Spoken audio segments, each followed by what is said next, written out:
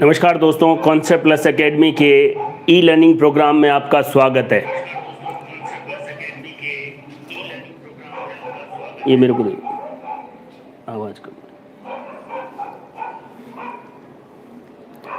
सभी लोग live class में जुड़ जाएं, ज़्यादा से ज़्यादा शेयर कर दें।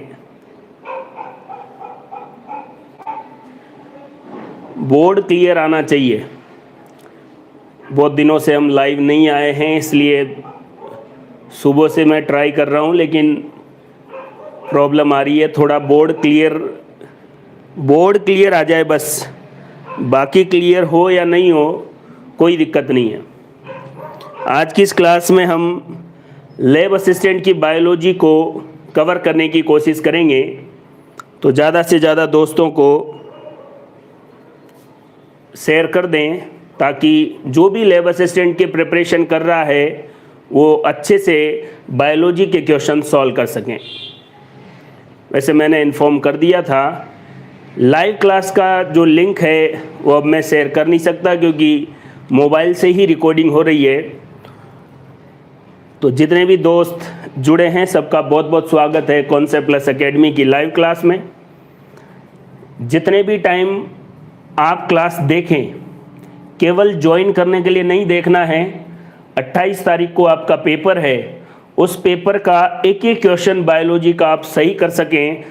अगर आपने क्लास को ढंग से समझा, स्टार्टिंग के 1-2 दिन में मैक्सिमम बायोलॉजी जो भी है लैब असिस्टेंट की वो 10 क्लास में पूरी हो जाएगी।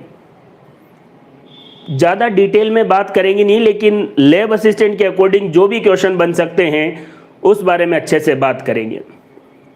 तो आइए दोस्तों शुरू करते हैं बायोलॉजी। शुरू करने से पहले मैं आपको बता दूं, हमारा पर्पस केवल और केवल लैब असिस्टेंट, वैसे जो पढ़ेंगे वो सेकंड ग्रेड के लिए भी काम का है, फर्स्ट ग्रेड के लिए भी काम का है। कोई बंदा जेड की प्रिपरेशन, जेईटी जो एग्रीकल्चर वाले करते हैं उस सभी एग्ज़ाम में, नीट में, हर कहीं काम का है। लेकिन जो टॉपिक मैं ले रहा हूं उसमें ज़्यादा ध्यान लैब असिस्टेंट का रखा गया है। पढ़ते टाइम आपको ध्यान से देखना है, नोटबुक आप पास में लेके बैठे, जो भी इम्पोर्टेंट चीज़ आपको लगे वो लिख लें, क्योंकि आप दोबारा बाद में वीडियो देखेंगे, इतना टाइम नहीं है। अभी लाइव क्लास में जो भी महत्वपूर्ण बात लगे वो देख लें, बाद में आप इसकी स्पीड बढ़ा के भी देख सकते हैं। ज़्यादा से ज़्यादा लोगों को शेयर कर दें ताकि जितने भी लोग लैब असिस्टेंट की प्रिपरेशन कर रहे हैं उनको फ़ायदा मिल सके। जो भी पैटर्न है यही आपको समझना पड़ेगा, किसी को ज्ञान देने की ज़रूरत नहीं है कि सर ऐसा हो जाए। इंग्लिश मीडियम और हिंदी मीडियम दोनों टर्मिनोलॉजी का इस्तेमाल होगा, दोनों ही मीडियम के बच्चों को कोई प्रॉब्लम नहीं होगी, और जिसको प्रॉब्लम है उसका यहाँ पर कोई काम नहीं है। केवल और केवल अच्छे मार्क्स लाने के लिए पॉजिटिव एनर्जी के साथ आप जुड़ें। ज़्यादा बात करने का कोई मतलब नहीं है। एक बार फिर से सभी बच्चे जो जुड़ चुके हैं उनका बहुत बहुत स्वागत। आइए दोस्तों शुरू करते हैं बायोलॉजी या जीव विज्ञान के बारे में। दोस्तों बायोलॉजी या जीव विज्ञान जो शब्द है, जो टर्म है, ये शब्द, ये टर्म पहली बार एक वैज्ञानिक ने दिया जिसका नाम है लेमार्क। देखिए, बायोलॉजी शब्द सबसे पहले किस वैज्ञानिक ने दिया? लेमार्क ने। बीच में सारे क्वेश्चन कॉन्सेप्चुअल आते थे, लेकिन आजकल एग्जाम में साइंटिस्ट के नाम भी पूछे जाते हैं और सभी एग्जाम में ये पैटर्न है। आप चीज़ों को डिटेल और कॉन्सेप्चुअल पढ़ते चले गए और साइंटिस्ट का नाम आपको नहीं आता है तो भी आपका क्वेश्चन गलत हो जाएगा। तो इस चीज़ को ध्यान में रखकर चीज़ें आपके लिए कॉन्सेप्चुअल और कनेक्टिविटी के साथ बनाई गई है। दोस्तों, बायोलॉजी शब्द किसने दिया? लेमार्क ने। जब भी लेमार्क की बात आए तो इस लेमार्क ने एक बुक लिखी, एक किताब लिखी जिसका नाम है फिलोसॉफी ऑफ जूलॉजी। देखिए, लेमार्क की बुक का नाम फिलोसॉफी ऑफ जूलॉजी। अगर आपको लेमार्क जैसे ही नाम आता है तो दिमाग में आना चाहिए। एक बात और दोस्तों, 28 तारीख को पेपर है, अब तक चीज़ें आपको अच्छे से क्लियर होनी चाहिए। यहाँ ऐसा नहीं है कि मैं आपको इम्पोर्टेंट ये कुछ लाइनें बताऊंगा और वो रटवाने की कोशिश करूंगा। जो चीज़ें कनेक्ट होके आएगी वो आपका सिलेबस कवर करेगी और साथ में क्वेश्चन भी। वो खुद ब खुद आपको थोड़े दिनों में पता लगेगा, इसलिए पूरी ईमानदारी के साथ चीज़ों को देखें। बायोलॉजी टर्म किसने दिया? लेमार्क ने।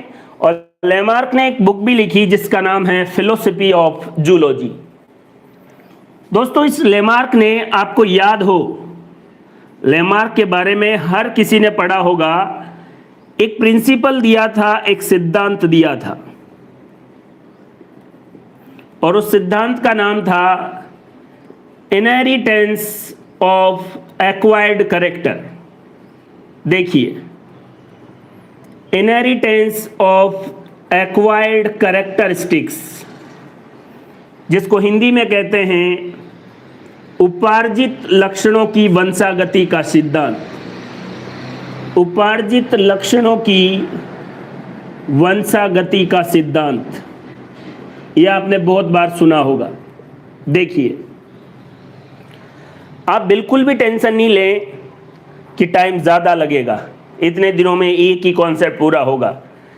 जैसे जैसे क्लास आगे बढ़ेगी आपको पता लगेगा कि सारी चीज़ों को कवर करके हम चल रहे हैं। लेमार्क ने एक प्रिंसिपल दिया, एक सिद्धांत दिया, इनहेरिटेंस ऑफ एक्वायर्ड कैरेक्टर, उपार्जित लक्षणों की वंशागति का सिद्धांत। ये एक्वायर्ड कैरेक्टर क्या होते हैं? वे लक्षण जो पैदा होने के बाद अर्जित किए जाते हैं और एक पीढ़ी से दूसरी पीढ़ी में नहीं जाते, लेकिन लेमार्क ने कहा कि जाते हैं। इसी प्रिंसिपल को यूज और डिसयूज थ्योरी भी कहा जाता है। यूज और डिसयूज। लेमार्क ने कहा कि जिराफ की गर्दन पहले छोटी थी, फिर ज्यादा यूज में आने लगी तो बड़ी हो गई। डिसयूज का एग्जाम्पल इसने दिया सांप। सांपों के पहले पैर हुआ करते थे, लेकिन धीरे धीरे काम नहीं आने की वजह से विलुप्त हो गए। तो लेमार्क ने यह कहा कि जो चीज़ों का ज़्यादा इस्तेमाल होगा उनका साइज धीरे धीरे बढ़ता जाएगा। अगर लेमार्क की बात सही होती तो बच्चे शुरू से ही पढ़ते हुए आ रहे हैं, और पढ़ते टाइम आपको भी पता है कि आंखों का ज़्यादा इस्तेमाल होता है, एक जगह ध्यान रखना है। तो ऐसे तो धीरे धीरे आंखों का साइज बढ़ना चाहिए था, लेकिन एक पीढ़ी से दूसरी पीढ़ी में आप देखेंगे छोटा और हो रहा है। इसका मतलब ये प्रिंसिपल गलत है।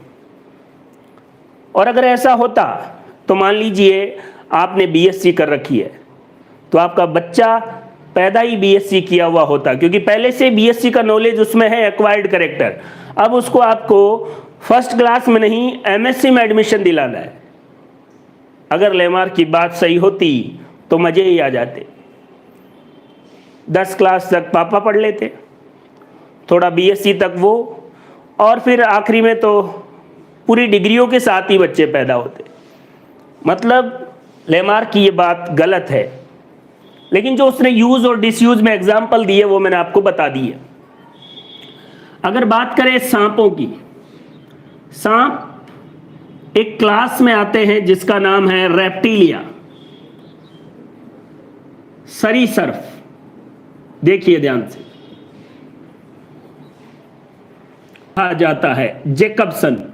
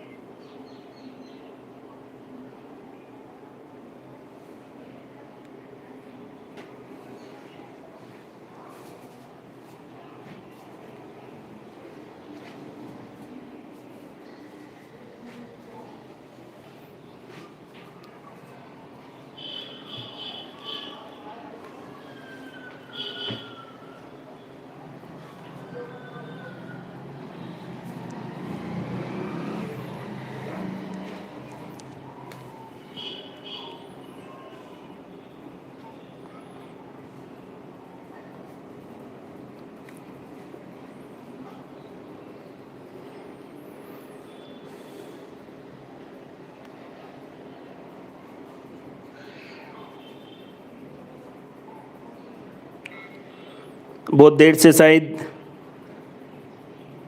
प्रॉब्लम है, कोई नेटवर्क की प्रॉब्लम रही होगी। सभी वापस जुड़ जाएं, इसको भी देखते रहना पड़ेगा। एक बार सभी लोग लाइव जुड़ जाएं, कमेंट बॉक्स में बताएं कितने टाइम से लाइव बंद हुआ है। आज पहला दिन है इसलिए ये प्रॉब्लम आ रही है।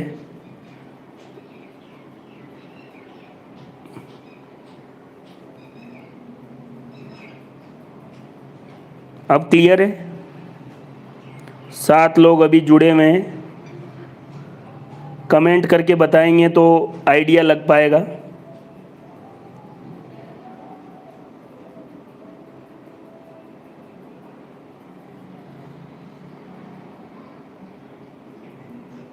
सरीसृप से 2 मिनट से, विनायक कह रहा है 2 मिनट से बंद है।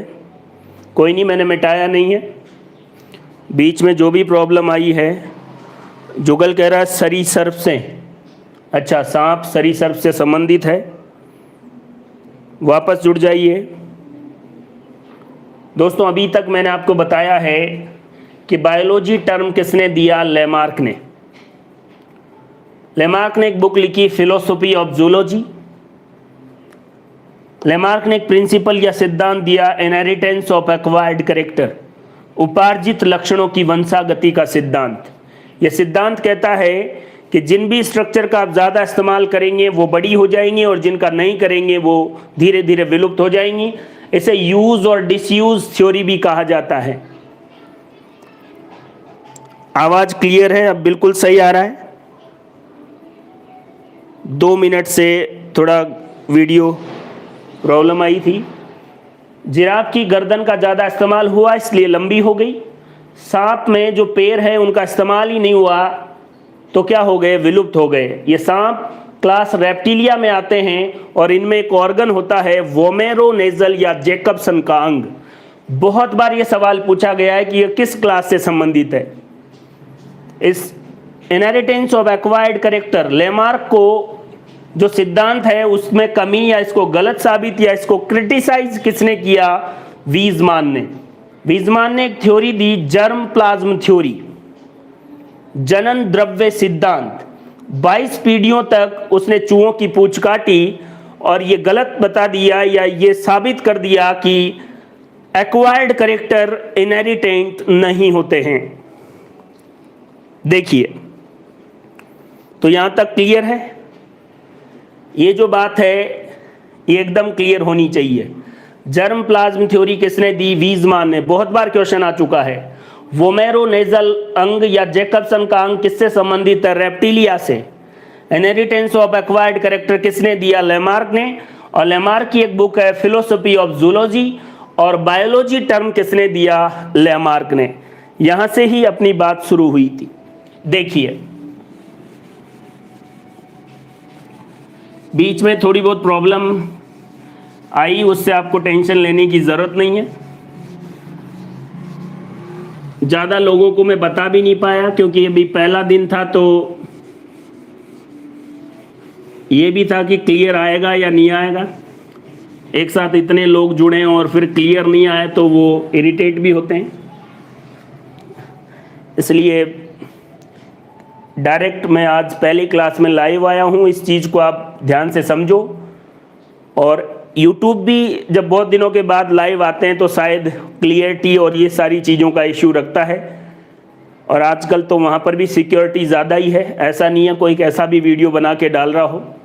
जैसे उनको पता लगेगा कि एजुकेशनल कंटेंट है, कोई प्रॉब्लम नहीं है और रोज़ाना की जो क्लास होगी बिल्कुल सही तरीके से होगी। देखिए, तो दोस्तों हम बात कर रहे थे बायोलॉजी की। देखिए, जीव विज्ञान, इस बायोलॉजी टर्म किसने दिया? लेमार्क ने। और उससे जुड़ी जानकारी मैंने आपको बता दी है। अगर आप को बोला जाए कि बायोलॉजी के फादर ऑफ बायोलॉजी किसको कहा जाता है, तो आपका जवाब है अरस्तु, एरिस्टोटल। देखिए, बायोलॉजी के जनक कौन है? अरस्तु। अब इस बायोलॉजी की दो ब्रांच है, आप अच्छे से जानते हैं। एक है जूलॉजी और दूसरी है बॉटनी।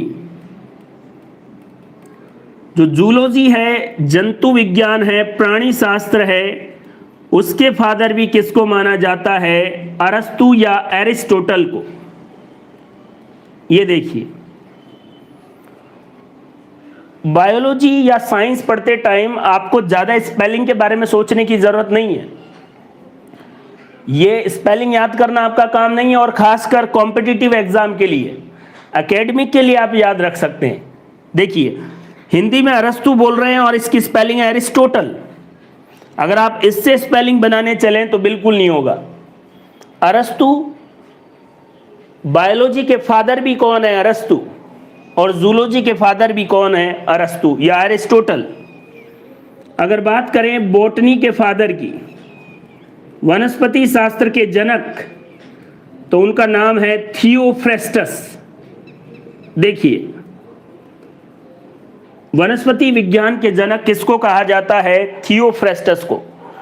और जंतु विज्ञान का अरस्तु, और जीव विज्ञान का जनक तो ये भी किसको कहा जाएगा? एरिस्टोटल को। अब कोई प्रॉब्लम नहीं है। देखिए, वीडियो सही चल रहा है, 8 लोग लाइव हैं। ज़्यादा से ज़्यादा लोगों को शेयर करें। वैसे तो कल सबको पता लग ही जाएगा। एक बार वीडियो क्लियर आ जाए, मैंने ग्रुप पर या स्टेटस पर केवल मैसेज डाला है, लिंक शेयर करता तो ज़्यादा से ज़्यादा लोग जुड़ते। अभी हमें एक बार ये भी देखना है कि चीज़ें बिल्कुल क्लियर आ रही है। तो ये बात आपको अच्छे से समझ में आ गई। ये देखिए, अब यहाँ से एक बात मैं बताता हूँ।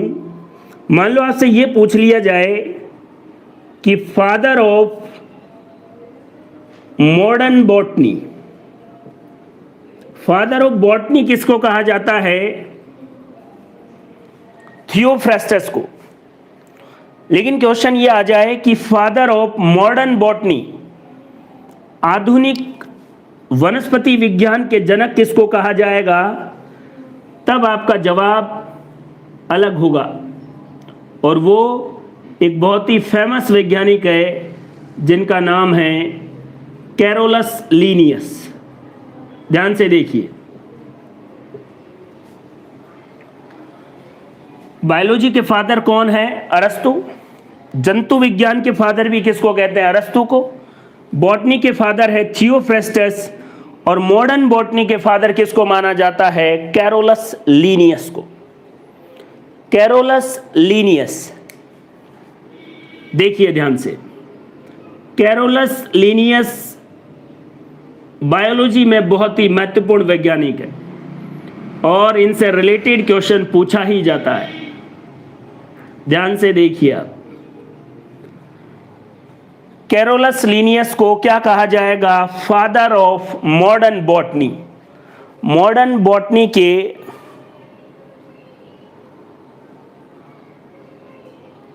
वीडियो क्लियर चलना चाहिए, बीच बीच में देखने से ये भी आइडिया हो जाएगा।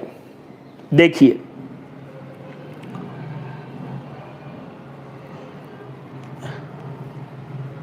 हेमंत पाटीदार, जागृति प्रजापत, विनायक जुगल, जितने भी लोग जुड़े हैं सभी का कॉन्सेप्ट प्लस एकेडमी के लाइव क्लास में बहुत बहुत स्वागत है। और नहीं जुड़े हैं वो बाद में जुड़ी जाएंगे, टेंशन लेने की ज़रूरत नहीं है। आप ध्यान से देखिए, कैरोलस लीनियस, एक नाम आपने सुना होगा, बाइनोमियल सिस्टम। बाइनोमियल सिस्टम बोले तो द्विनाम पद्धति। किसी भी जीव का अगर आप नोमेनक्लेचर या नामकरण करना चाहते हैं तो उसमें दो वर्ड आएंगे, दो शब्द आएंगे। पहला शब्द होगा वंश का और दूसरा शब्द होगा जाति का। यह आपने अच्छे से पढ़ रखा है। पहला शब्द किसका होगा? जीनस या वंश, और दूसरा शब्द किसका होगा? जाति का। देखिए,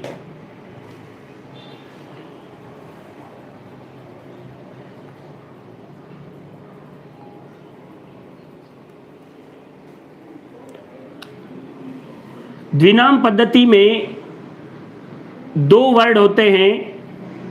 पहला शब्द आपको बताएगा जीनस और दूसरा शब्द या वर्ड बताएगा स्पीसीज। और ये द्विनाम पद्धति के जनक या फादर भी किसको कहा जाता है? कैरोलस लीनियस को। एक और बात, आपने बायोलॉजी में 5 किंगडम क्लासिफिकेशन, 5 जगत वर्गीकरण पढ़ा होगा, जिसमें पहला जगत मोनेरा, दूसरा प्रोटिस्टा, तीसरा फंजाई, फिर प्लांटी और फिर एनिमेलिया। ये 5 किंगडम क्लासिफिकेशन आर.एच. व्हिटेकर ने दिया। लेकिन प्रारंभ में जब क्लासिफिकेशन या वर्गीकरण की शुरुआत रही होगी तो जितने भी जीव हैं उनको 2 ही किंगडम में, 2 ही जगत में बांटा गया था। वो है प्लांटी और एनिमेलिया। बाद में तीसरा किंगडम शामिल किया गया, प्रोटिस्टा। ये मैं क्लासिफिकेशन से रिलेट करके बात कर रहा हूं, ओरिजिन से रिलेट करके नहीं। इनका फाइलोजेनेटिक स्टडी नहीं बता रहा मैं आपको बता रहा हूं कि पहले जितने भी लिविंग ऑर्गेनिज्म या सजीव थे उनको 2 किंगडम में बांटा गया, एनिमल और प्लांट। बाद में तीसरा जो किंगडम है वो आया प्रोटिस्टा, और ये प्रोटिस्टा किंगडम किसने बताया? हैकल ने। फिर चौथा किंगडम आया मोनेरा, किसने बताया? कॉपलैंड ने। और 5वां किंगडम कौन आया? फंजाई, और ये किसने बताया? आर.एच. व्हिटेकर ने। इसलिए 5 किंगडम हो गए। 5 किंगडम क्लासिफिकेशन का जो जनक है वो किसको माना जाता है? आर.एच. व्हिटेकर को। देखिए ध्यान से, लेकिन स्टार्टिंग में 2 ही किंगडम माने गए थे, तो 2 किंगडम सिस्टम, द्विजगत प्रणाली, जिसमें एक जगत में कौन आते थे? प्लांट, और दूसरे जगत में कौन आते थे? एनिमल। और द्विजगत प्रणाली या 2 किंगडम सिस्टम भी किसने दिया? कैरोलस लीनियस ने। चीजों को कनेक्ट करके अगर आप पढ़ेंगे तो क्वेश्चन कहीं से भी आ जाए आराम से सोल्व होगा।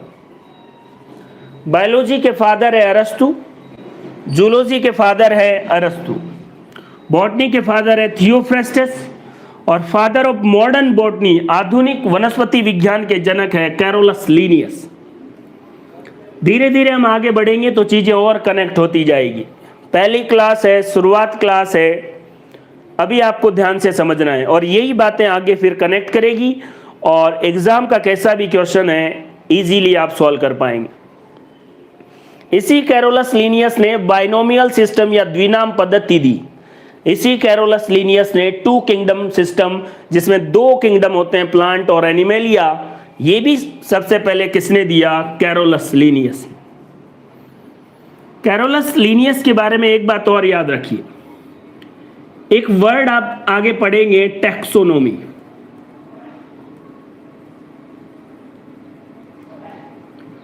जिसको हिंदी में कहते हैं वर्गीकी।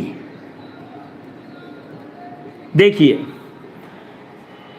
ये टैक्सोनॉमी वर्ड किसने दिया, शब्द किसने दिया? तो एपीडी कैंडोले। लेकिन इस टैक्सोनॉमी के फादर की बात की जाए कि फादर ऑफ टैक्सोनॉमी किसको कहा जाता है, तो फिर से जवाब वही होगा कैरोलस लीनियस।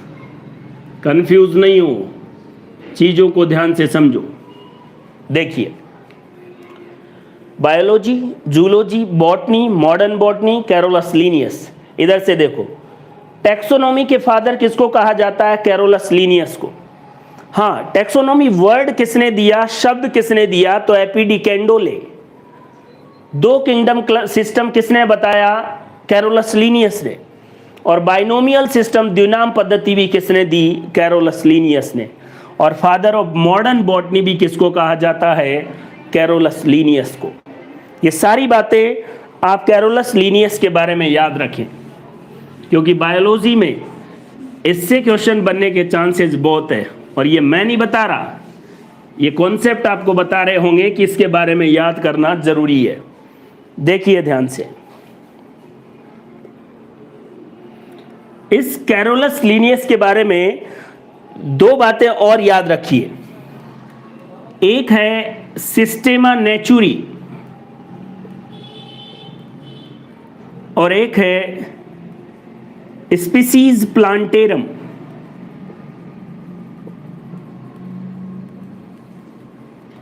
ध्यान से देखिए, सिस्टेमा नेचुरी और स्पीसीज प्लांटेरम।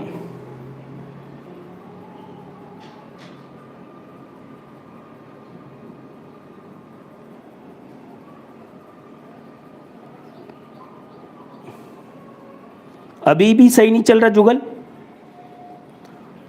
एक बार पहले प्रॉब्लम आई थी, उसके बाद तो ऐसी कोई दिक्कत है नहीं।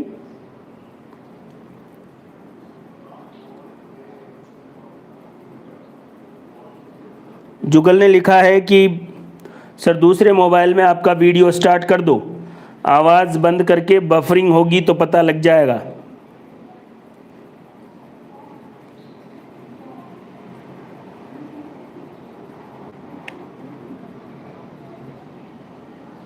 देखिए एक बार बीच में हुआ था जुगल, उसके बाद तो अब कोई प्रॉब्लम नहीं है, सही चल रहा है। वैसे मैं मोबाइल रख रखा हूँ यहाँ नीचे, बीच बीच में देखता रहता हूँ इसको कि चल रहा है कि नहीं। ये देखिए,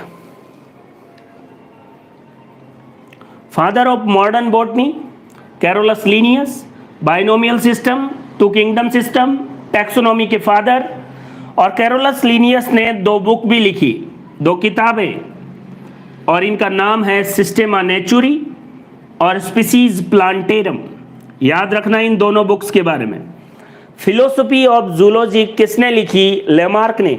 और सिस्टेमा नेचुरी और स्पीसीज प्लांटेरम किसने लिखी? कैरोलस लीनियस ने।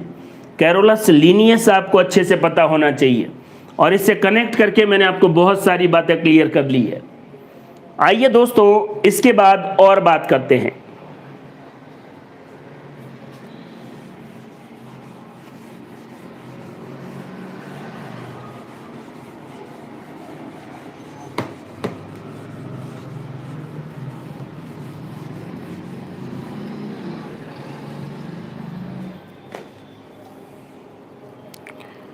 वीडियो आप ध्यान से देखें। कौन सा क्लास है? आशीष मिश्रा। ये बायोलॉजी की क्लास है जो सभी कॉम्पिटिटिव एग्ज़ाम के लिए बराबर यूज़फुल है, लेकिन ज़्यादा चीज़ें, ज़्यादा कंटेंट जो मैंने इसमें बनाया है वो है लैब असिस्टेंट का जो आने वाला एग्ज़ाम है 28 तारीख को, उसकी बायोलॉजी के अकॉर्डिंग एक एक लाइन आपको ध्यान में रखनी है और फिर क्वेश्चन आएंगे तभी आपको पता लग पाएगा। देखिए ध्यान से, आगे चलते हैं। दोस्तों, एक वर्ड मैं आपको अभी बता रहा था, टैक्सोनॉमी। टैक्सोनॉमी जिसे हिंदी में कहते हैं वर्गीकी। ध्यान से देखिए,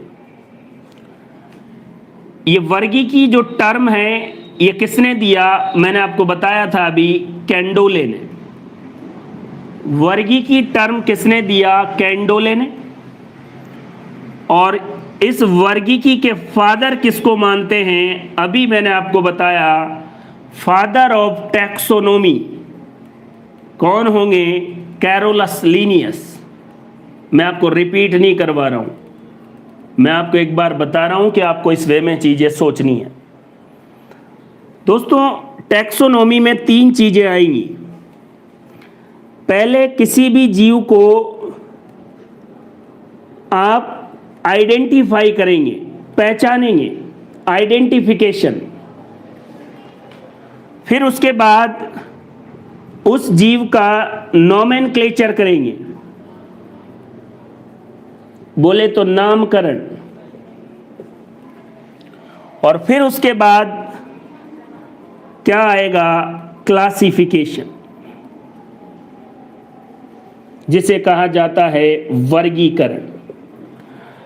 टैक्सोनॉमी में या टैक्सोनॉमिकल स्टडी के लिए आपको 3 चीजें करनी है।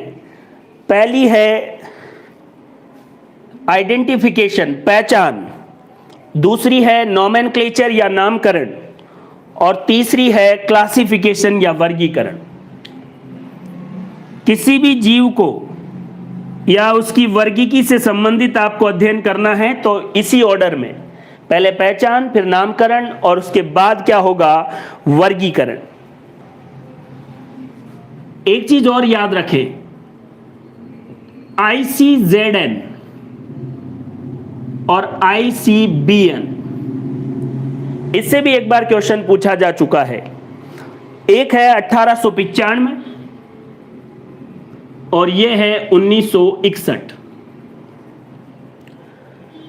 International code for zoological nomenclature, international code for botanical nomenclature. Botanical नामकरण के लिए एक संस्था है ICBN, जिसकी स्थापना 1961 में मानी जाती है, और जूलॉजिकल नेम के लिए एक संस्था है ICZN, international code for zoological nomenclature.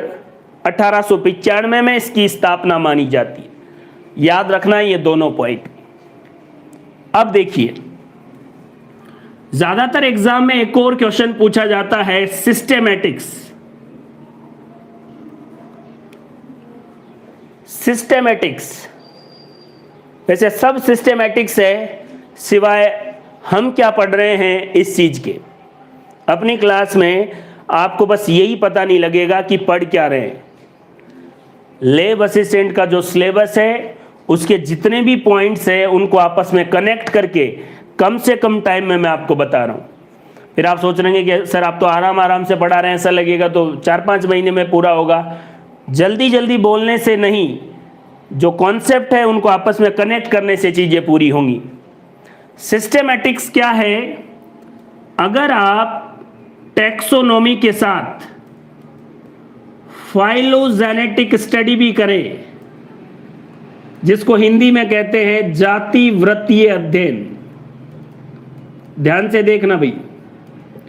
Systematix क्या है? Taxonomy plus phylogeny. और फाइलोजेनी का मतलब है किसी भी जीव का ओरिजिन कहां से हुआ है, उसकी जाति वृत्तीय अध्ययन को कहा जाएगा तो टैक्सोनॉमी प्लस फाइलोजेनी बराबर क्या होगा, सिस्टेमेटिक्स। ये भी ध्यान में रखना है। ICZN और ICBN, ये देखिए तीन महत्वपूर्ण बातें। टैक्सोनॉमी टर्म किसने दिया, कैंडोले ने, और फादर ऑफ टैक्सोनॉमी किसको कहा जाएगा, कैरोलस लीनियस को। बाइनोमियल सिस्टम किसने दिया टैक्सोनॉमी में, वो मैं आपको बता चुका हूं। बताइए, बाइनोमियल या द्विनाम पद्धति किसने दी, कैरोलस लीनियस ने। लेकिन एक चीज ध्यान रखें आप, यहां से एक चीज आप याद रखें, नोट डाल के चाहें तो आप लिख ले। एक वैज्ञानिक है गैस्पर्ड बाहिन, इनकी एक बुक है जिसका नाम है पाइनेक्स। इन्होंने इस बुक में सबसे पहले द्विनाम पद्धति के बारे में बताया था। द्विनाम पद्धति या बाइनोमियल सिस्टम के बारे में सबसे पहले किसने बताया, गैस्पर्ड बाहिन ने। लेकिन इसको अच्छे से एक्सप्लेन किसने किया, कैरोलस लीनियस ने। इसलिए बाइनोमियल सिस्टम के फादर भी किसको कहा जाता है, कैरोलस लीनियस को। लेकिन याद रखें, सबसे पहले इसके बारे में जानकारी गैस्पर्ड बाहिन ने अपनी बुक पाइनेक्स में बता दी थी। लेकिन इस चक्कर में आप ऐसे नहीं कि इसके जनक गैस्पर्ड बाहिन को लिख के आ जाए, नहीं। द्विनाम पद्धति के जनक आप किसको मानेंगे, कैरोलस लीनियस को। और टैक्सोनॉमी के साथ अगर फाइलोजेनी का भी स्टडी किया जाए तो systematics, ICBN, ICZN। Taxonomical study के लिए पहले आइडेंटिफिकेशन, फिर नोमेनक्लेचर, उसके बाद क्लासिफिकेशन। देखिए,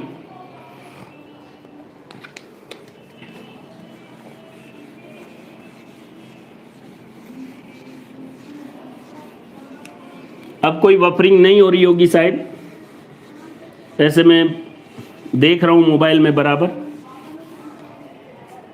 सही चल रहा है। जितने भी लोग लाइव क्लास में जुड़े हैं सभी का बहुत बहुत स्वागत। आज मैंने ज़्यादा लोगों को बताया नहीं था क्योंकि पहली क्लास है और एक बार सही से क्लियरिटी के साथ चीज़ें हो जाए। और इस क्लास को वैसे बाद में भी देख सकते हैं, लेकिन लाइव क्लास आप समझें, जितने भी पॉइंट्स मैंने आपको बताए उनको रिवाइज करें, बाद में आप स्पीड से भी देखें। अभी आप कॉपी पेन साथ में रखें, जो भी आपको अच्छी बात लगती है उसको साथ के साथ उतारें। देखो, एग्ज़ाम के बहुत कम दिन रह गए हैं, इसमें आप जितना आपने पढ़ा उसको रिवाइज करो। और इस क्लास में केवल ये सोचो कि हम रिवाइज करने आए, हमें जो पहले से पता है क्या सर उस बारे में क्या क्या जानकारियां दे रहे हैं। देखिए, आपने एक वर्ड सुना होगा टैक्सोनॉमिकल हायरार्की। ये देखिए, जिसको कहते हैं वर्गीकी संवर्ग। ये क्या कहता है कि सबसे पहले कौन है, किंगडम, जगत। वैसे आपको इसके बारे में आइडिया है। फिर जगत किस में बढ़ जाएंगे, फाइलम में, जिनको हिंदी में क्या कहा जाएगा, संघ। या किस में बढ़ जाएंगे, डिवीजन में, जिसको हिंदी में क्या कहा जाएगा, प्रभाग। अगर बात करेंगे एनिमल्स में तो वहां पर फाइलम बोलेंगे। बात करेंगे प्लांट में तो वहां पर डिवीजन बोलेंगे। जैसे किंगडम प्लांटी में 5 डिवीजन है, थैलोफाइटा, ब्रायोफाइटा, टेरिडोफाइटा, जिम्नोस्पर्म और एंजियोस्पर्म। ये सभी डिवीजन है। एनिमल्स में फाइलम है protozoa, porifera, coelenterata, ctenophora, platyhelminthes, aschelminthes, उसके बाद annelida, arthropoda, mollusca. Echinodermata, hemichordata और कोर्डेटा। एनिमल्स में फाइलम और प्लांट में डिवीजन। किंगडम किस में डिवाइड होंगे? फाइलम में। फाइलम किस में डिवाइड होंगे? क्लास या वर्ग में। क्लास या वर्ग किस में डिवाइड होंगे? ऑर्डर में। गण, गण किस में डिवाइड होंगे? फैमिली में, कुल। और भी है वैसे सब ऑर्डर, लेकिन एक पैटर्न आपको पता होना चाहिए। फिर ये किस में डिवाइड होंगे? जीनस में, जिसको कहा जाएगा वंश, और उसके बाद स्पीसीज, जिसे कहा जाएगा जाति। और याद रखें आप सभी मानव है, और मानव का वैज्ञानिक नाम होमो सैपियंस है। Homo sapiens. इसमें होमो क्या है? जीनस, वंश, और सैपियंस हमारी क्या है? जाति। Taxonomical hierarchy, kingdom, phylum, class, order, family, genus और स्पीसीज। आपको एक चीज और याद रखनी है, फंडामेंटल यूनिट ऑफ क्लासिफिकेशन, वर्गीकरण की मूलभूत जो इकाई है वो कौन है? स्पीसीज, जाति है। ध्यान से देखिए, जो भी चीजें आपको यहां बताई जा रही है, थोड़ा सा टाइम निकाल के आप इनको देखें। ऐसा नहीं है कि कुछ भी पढ़ाया जा रहा है। आजकल बच्चों की समस्या यही है, क्या पढ़ें? आपको शुरू करने की जरूरत है। अगर आपके समझ में नहीं आ रहा तो ज़्यादा पढ़ो। 2-4 दिन आप 5, 6, 7 घंटे पढ़ेंगे, अपने आप दिमाग खुलेगा। पढ़ाई की आदत डाल लो। एडिक्ट हो जाने चाहिए कि 2 घंटे 3 घंटे पढ़ना ही है, क्योंकि एनवायरनमेंट, आसपास का वातावरण, आपका जो समाज है वो सब यही चाह रहा है। और जब पढ़ाई आपकी इज्जत बन जाए तो मेरे हिसाब से पढ़ ही लेना चाहिए, क्योंकि अगर सिलेक्शन नहीं हुआ तो आप कितने भी अच्छे हैं, सब आपको बेकार घोषित करने वाले हैं। बिना कुछ दिमाग लगाएं, चीज़ों को समझें। इस ऑर्डर में याद रखना है। एक बार ये सवाल पूछा गया कि जगत से, किंगडम से स्पीसीज की तरफ जाते हैं तो जीवों में समानता बढ़ती है, सिमिलरिटी बढ़ती है। ये बड़ी महत्वपूर्ण बात है, ये बताने के लिए लिखवाया मैंने। किंगडम, फिर उसके एक फाइलम में वो आएंगे जिनके कैरेक्टर सेम है, उस फाइलम में भी एक क्लास में वो आएंगे जिनके और कैरेक्टर सेम है, उस क्लास के एक ऑर्डर में वो आएंगे जिनके और ज़्यादा कैरेक्टर सेम है, फिर फैमिली, फिर जीनस, फिर स्पीसीज। किंगडम से स्पीसीज की तरफ आएंगे तो सिमिलरिटी बढ़ेगी, और स्पीसीज से किंगडम की तरफ जाएंगे तो असमानताएं या डिससिमिलरिटी बढ़ेगी। एक तो ये याद रखना, एक इसी ऑर्डर में किंगडम, फाइलम या division, class, order, family, genus, species. और फंडामेंटल यूनिट ऑफ क्लासिफिकेशन किसको कहा जाएगा? जाति।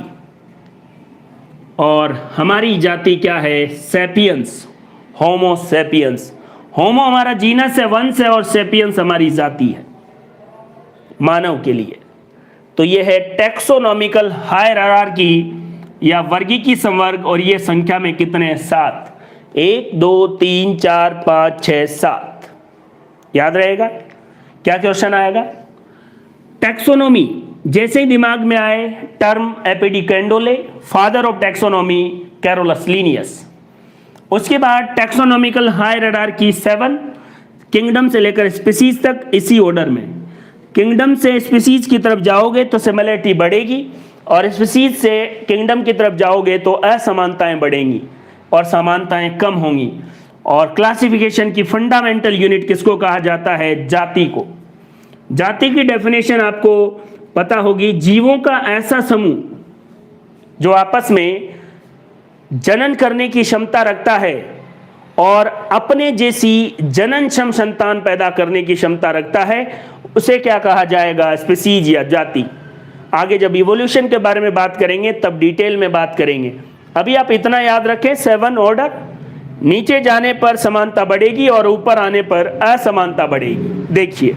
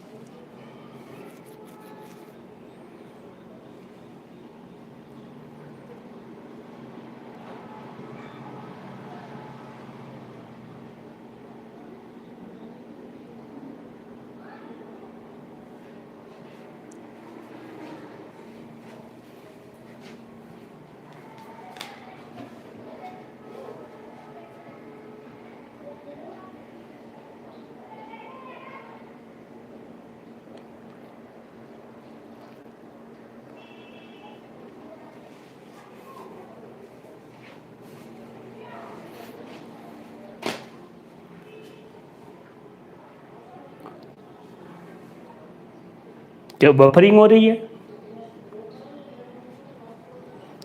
हेमंत, अच्छे से चल रहा है। 1-2 मिनट से फिर प्रॉब्लम है कोई?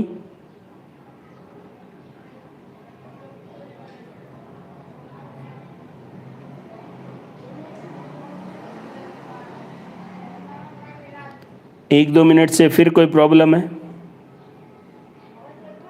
चलो देखते हैं।